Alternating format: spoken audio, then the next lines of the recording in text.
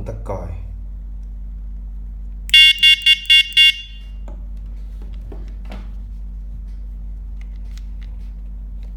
Đây là cái đai quấn vào cái ghi lông xe đạp. Tùy chỉnh bóng led.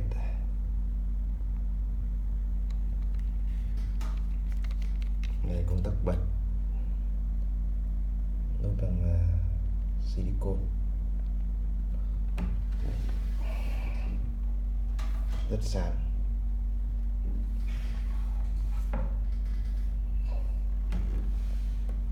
Có 3 chế độ sáng.